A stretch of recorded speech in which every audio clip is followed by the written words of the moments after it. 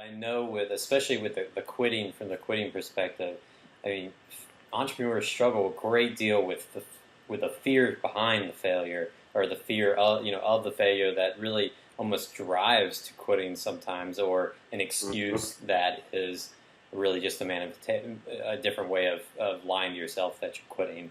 Um, how do Oh yeah, you? we look, we're fantastic at creating excuses about why we're shifting direction, Mhm. when in reality it's just that we're afraid of sometimes failure, sometimes success. I think that you can be afraid of success, you can be afraid of the responsibilities, the changes, fear of losing your friends, your family, being locked into something. Sometimes entrepreneurs sometimes have a fear of commitment, and we feel like if this succeeds, I'm going to be locked into this for 5, 10, 15, 20 years of my life, and is this really what I want to do? It's why I encourage people to pursue something that you're passionate about, because if you're not passionate about it and you do succeed, number one, you're going to hate what you do for the rest of your life, or for the next 5, 10, 15 years. And all the money in the world isn't going to make a darn bit of difference. It's not going to make up for the fact that you're going to wake up every morning hating what you do, and you're going to die a little inside because you feel like you sold your soul for a big fat paycheck. And so, that fear of success can be there if you're afraid of building something that you aren't really passionate about, and knowing that that's going to succeed is sometimes also the flip side of that. And then fear of failure and all that. And we'll make excuses for changing direction. We'll make excuses for, going, well, this company, I decided the market wasn't right for this company. In reality, what we decided is that we're just afraid that if we step out any further, our reputation is going to be on the line if we actually botch it and quote unquote fail Yeah. at making a go at it. Yeah. So, from your own experience in entrepreneurship, or in taking those risks, how would you feel like, or how would you say that you deal with that fear side of it, like on the mental and emotional battle that goes with you? How do you cope with that and get past it? Man, I can honestly say that for me, and I've heard this from a lot of people that I've talked to, that are really honest about it. The fear never goes away. The fear is always there, and it's just learning how to act in spite of the fear, to put the fear in perspective, and to realize that if I try something, if I make an attempt at something, and if I put everything I've got into it, even if it doesn't succeed, I didn't fail. But if I give into the fear, I failed. If I give into that part of me that says you're never going to do it, you're never going to succeed, people are going to make fun of you. Nobody's going to believe you. I always think back to that quote. Actually, I think it's from Jesus, and he basically says, a prophet is least accepted in his hometown, or I forget the exact phrasing of it, but I think there's that idea where your friends know you, the people in your hometown know you, and when you're building a business, when you're doing something, especially when you're getting up on stage, and this is why so many people fear getting up on stage, and stage fright is oftentimes a bigger fear than death, which I just think is absolutely hilarious. But I guess if you know where you're going, you're not too afraid of dying. But the basic idea being that, when you're putting yourself out there and you're changing direction and you're saying, I'm going to do things differently from how I've done them in the past, your biggest fear is being thought of as a fraud, or being thought of as somebody that is known for being something different or somebody different, and your friends are going to laugh at you. Your friends are going to go, oh, that's not really you. What do you know about that? You're not qualified to talk about that. So there's always this fear that it's constantly there. It's constantly nagging. And I think that, number one, I surround myself with people who can put that in check and keep me accountable, and who are willing to push me, who are not willing to let me make excuses. I mean, my wife, Lisa, she's absolutely spectacular in that way, and I think that every entrepreneur, everybody who wants to be successful, who wants to do something big, is going to need a supportive spouse, not somebody who's going after them at every turn or making them feel like they're failing, but to have somebody who says, no, you know what, I believe you can do it.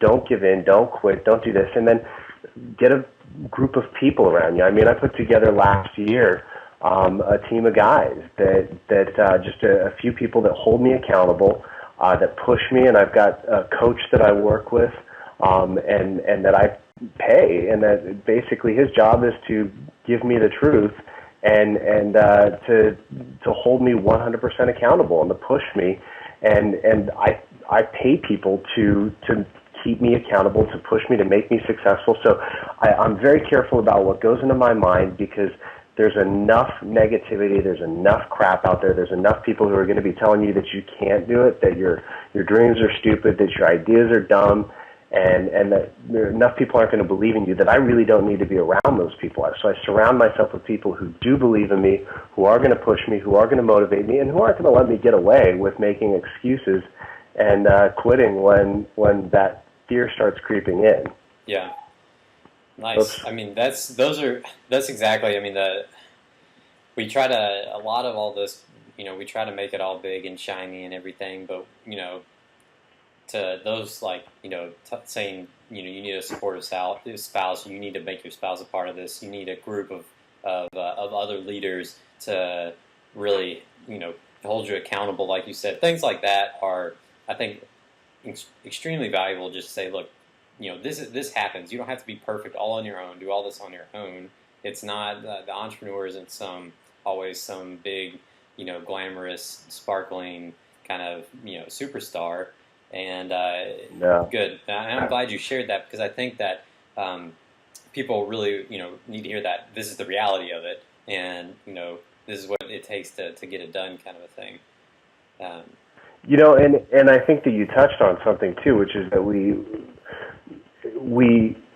glorify, or we elevate entrepreneurs in our society, and I think on a lot of levels that's a really good thing. I think that the entrepreneurs in life need to be celebrated, and they need to be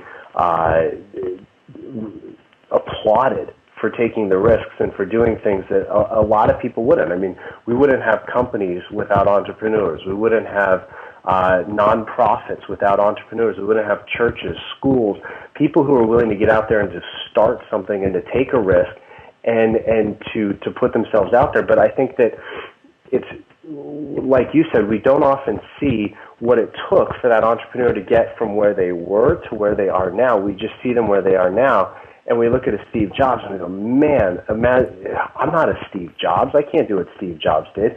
And the truth is, no, you can't do what Steve Jobs did. There's only one Steve Jobs, but you can be the best you that you. This sounds like a stupid cliche commercial, but the truth is that there's only one you, and there's only one person like you who has your dreams, who has your ideas, and you can't be Steve Jobs. But you also didn't see what Steve Jobs had to go through to get where Steve Jobs is. Right. And I think that something like this, what you're doing, is a really good thing, because it helps people understand that the process isn't there's no such thing as an overnight success. I think I like what Gary Vee says, or maybe it's not Gary Vee, somebody said it, where I'm a 15-year overnight success. Yeah. And I think that's the reality, is that, so whoever said that, I'm sorry, I don't remember, but good quote. But it's that idea that it's 15 years of working day in, day out, doing something that you're passionate about, pursuing it, and not giving up, not quitting, and not letting the fear stop you from doing what it is that you really want to do. And yes, celebrate the entrepreneurs, but don't think that just because you're not where they currently are, that they weren't at one point where you are right now, because they were in that basement, they were in that garage, they were in that living room working from home going, I've got an idea for a computer, and the computer's going to be on everybody's house, everybody's going to have a computer in their house, saying that at a time when computers took up entire rooms of buildings and entire floors of office space. So, they were there at that point too, where everybody was telling them, what's a computer, and B, you're an idiot.